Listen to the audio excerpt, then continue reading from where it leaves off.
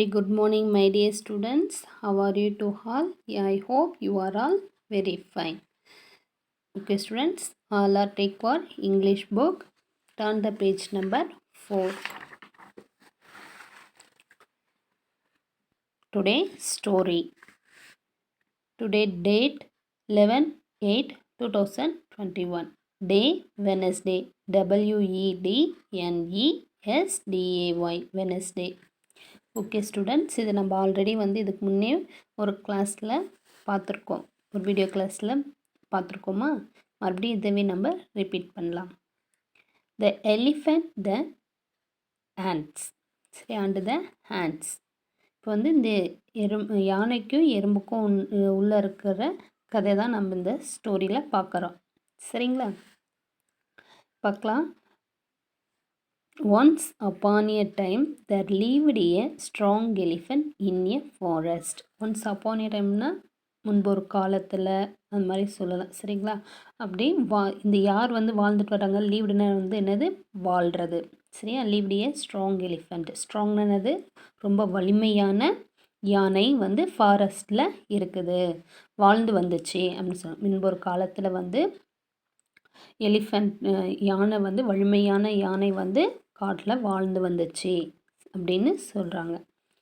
Everyday he would walk with a big footstep stamping the hand heel.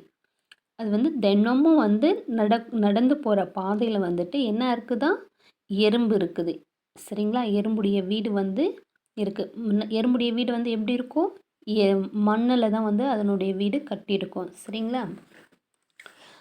அந்த எறும்புடைய வீடு அது நடந்து போகிற பாதையில் இருக்குது. சரிங்களா? ஸ்டாம்பிங் த ஃபுட் ஸ்டெப்னு, ஸ்டாம்பிங்னா முத்திரை. சரியா? அதனுடைய பிக் ஃபுட் ஸ்டெப் எப்படி இருக்குது? பெருசாக இருக்குது. அதனுடைய கால் பதம் எப்படி இருக்குது? நடந்து போச்சுனாவே ஒவ்வொரு இடத்துலையும் அது நடந்து போனதுக்கான அடையாளம் தெரியுமா? சரிங்களா? நடந்து போகிறப்போ ஒவ்வொரு முறையும் அந்த ஹேண்டோடைய வீட்டை டேமேஜ் பண்ணிவிட்டு போயிடுமா. சரிங்களா? நெக்ஸ்ட் பாருங்கள். The hand decided to teach the elephant a lesson.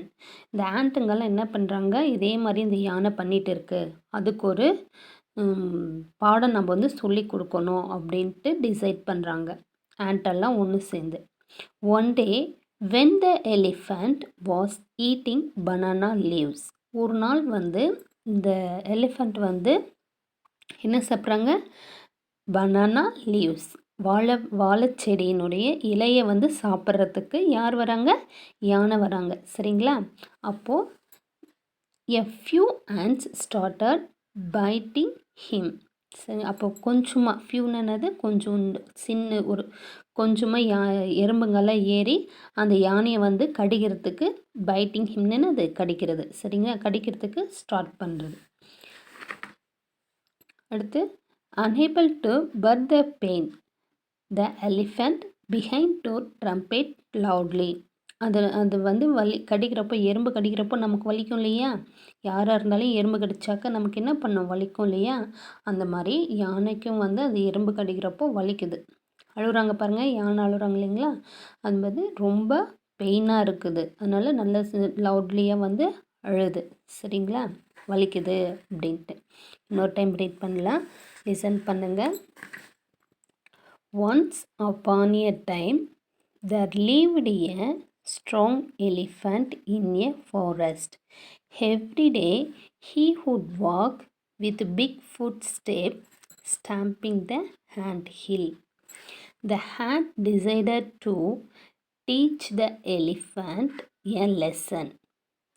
One day when the elephant was eating banana leaves, a few ants started biting him. Unable to bear the pain, the elephant began to trumpet loudly.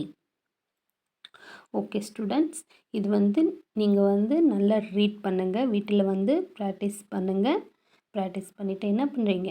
மேமுக்கு send பண்ணுறீங்க. ஓகேங்களா? Okay students, see you next class.